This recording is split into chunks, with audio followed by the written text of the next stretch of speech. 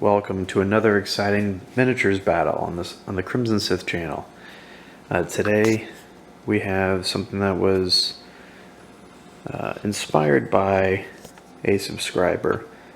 We have Boba Fett and a bunch of Tusken Raiders.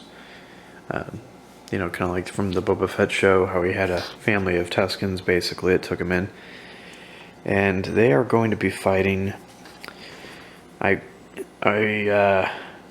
changed up who they were fighting a little bit. I have a gang of Swoop bike guys, which I thought was fitting, because I thought that was pretty close to the episode.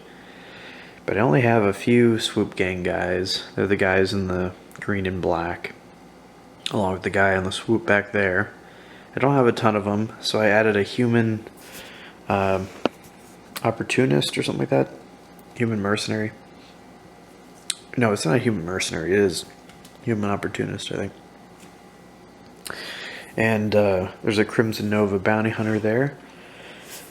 Then I have a core slug, kind of feasting on the power cables or something over at the power station. And then I have a young crate dragon, as you would find in the deserts of Tatooine. I kind of assembled this map. It's a generic sand map, and then I put in some terrain pieces to kind of make it have a little flavor.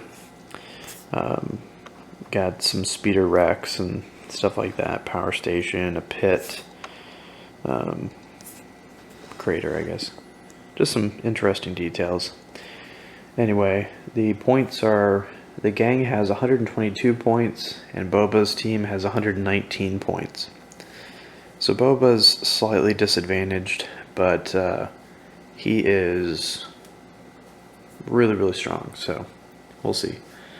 The crate dragon is the second strongest thing on the board, but it's melee, so not sure how that's going to play out.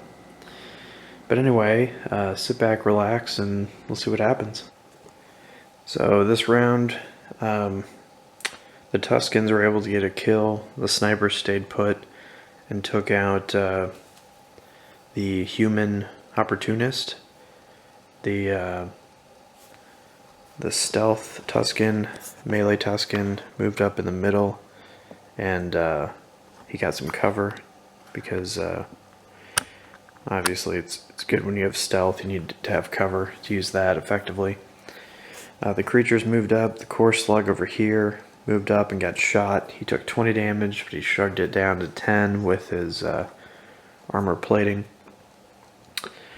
The young crate dragon moved up. The crate dragon has a lot of health and pretty high defense, so everybody missed their shots with him, including Boba Fett. Boba has twin attack, so pretty impressive. The gang is moving up. They're not able to do too much. They shot at Boba but failed. He has a high defense. So the Tuskens did pretty good this round. Boba did get hit with 10 from the Crimson Nova bounty hunter. But Boba's going to be tough to beat, but that crate dragon is also going to be tough to beat. The crate dragon, I think, has the most health. Yeah, he does. By far of anyone in the battlefield, so. And he can move 16 squares in attack. And he actually gets a momentum bonus for doing that. So it's going to be an interesting next round. The savage creatures are going to be in range. And it could be a whole different game. And they have initiative. So here we go. Alright, everybody's in frame now.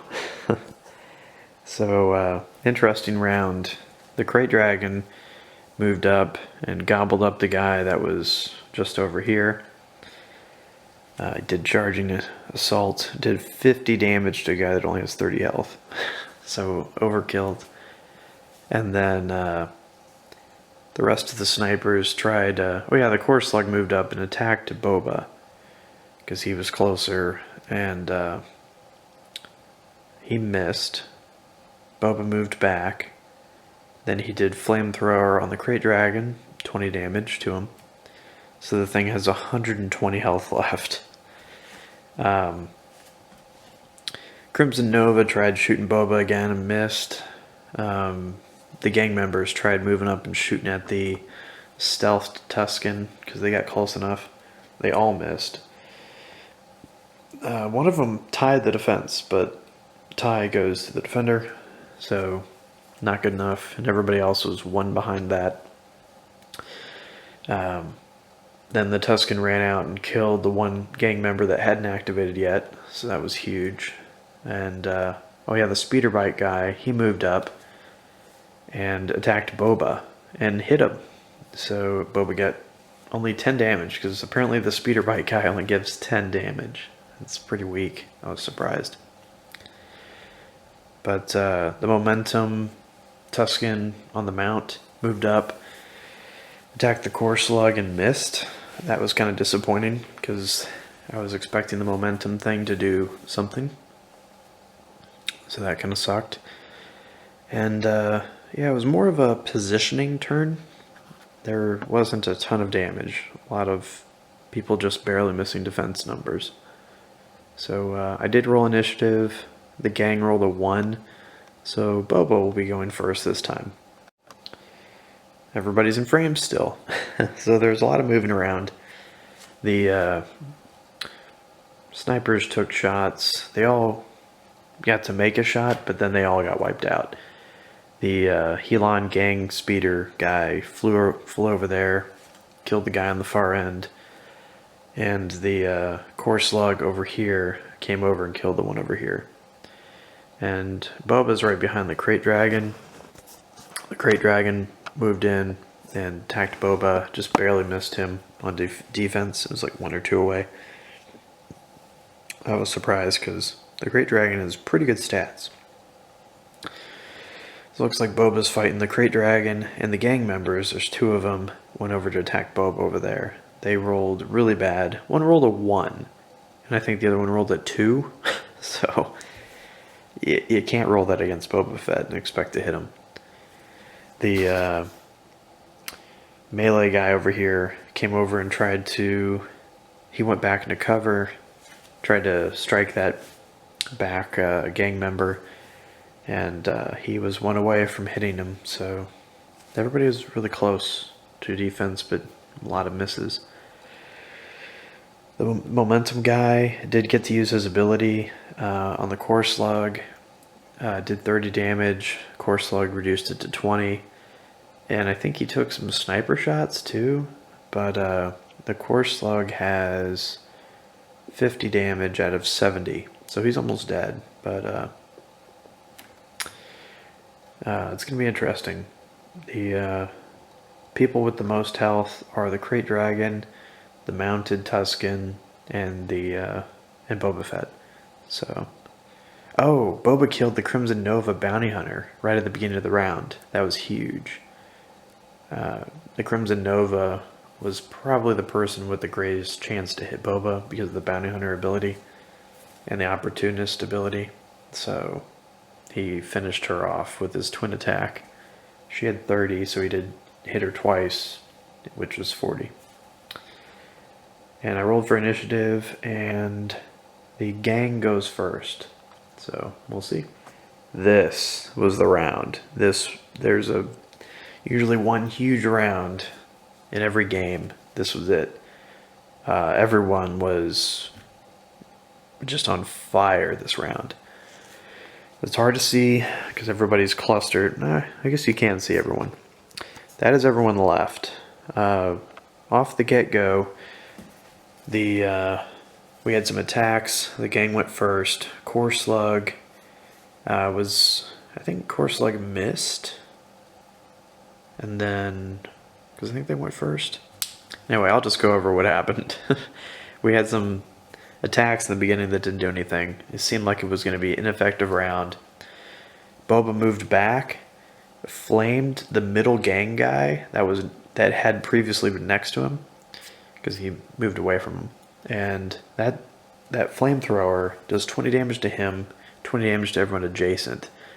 So it killed the other gang guy as well, and did 20 damage to the crate dragon. So crate dragon got hit, and killed 2 Helon gang members before they even activated. So that was huge. So now there's only 1 gang member left. It's the guy on the bike. And so he's not getting +1, because they get +1 for every gang member that's around them. So that's huge. Just greatly reduced his attack. The Crate Dragon then had to move up to strike anybody. He moved up, which gives him charging assault plus 20 damage if he hits. He attacked his natural prey, the Bantha, and he hit him for 30 plus 20, 50 damage. So the thing only has 70 hit points, so it's almost dead now. And yeah, it was pretty crazy. I think Boba got hit by somebody because he has 30 damage, but the Helon guy that remained shot at the stealth guy, failed. He has a pretty high defense, especially when he's in cover. But yeah, so it's 1 gang member and a Crate Dragon versus Boba Fett and 2 Tuskens. So we'll see. The Crate Dragon's going to be the real menace. But yeah, Boba's actually doing better than I thought he would. That was huge with the flamethrower. I didn't even think about that when they were clustering about that happening. I almost didn't do that, actually. I almost shot at some people. I'm like, wait a minute. Flamethrower, that'd be amazing. They're all together. So I did roll for initiative. The gang is going first. It was a 19 versus an 18 on initiative. Super close. The rolls have all been very clutch. So gang's going first. Alright, so it's looking like Boba's probably going to win. There were a couple deaths. The Crate Dragon, I miscalculated the health on the Bantha. It actually has 90 hit points, so it was 40 away. And the Crate Dragon can't move because of Savage if he's already adjacent to an opponent. So there was no way he was going to be able to kill the Womp or the Bantha before it attacked. So he went for the 30 health Tusken that was next to him on the ground, and he ate him. And then the Helon speeder flew away on the edge of the map there to shoot at the Tusken that was mounted and hit him.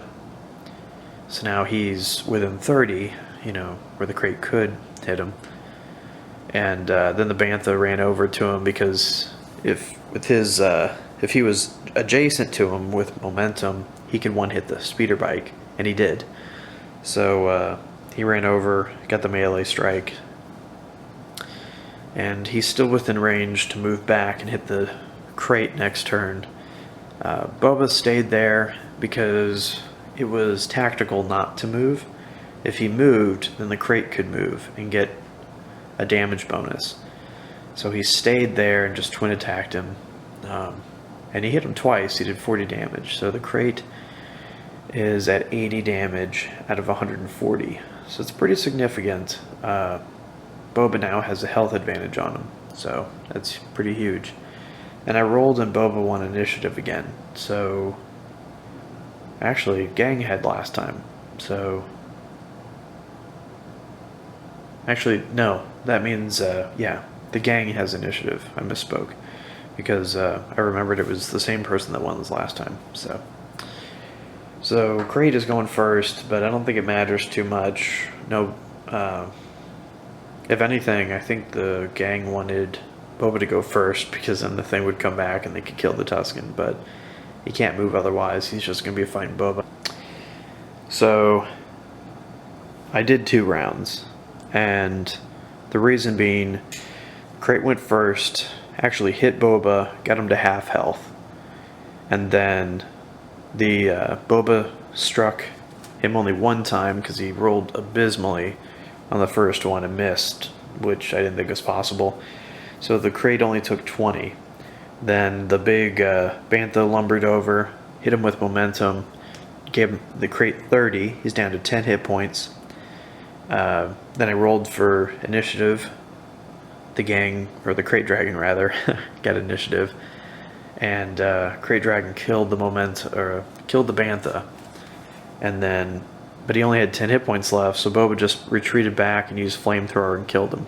So Boba killed the Crate Dragon, and now he's once again left alone on the sands of Tatooine without his family.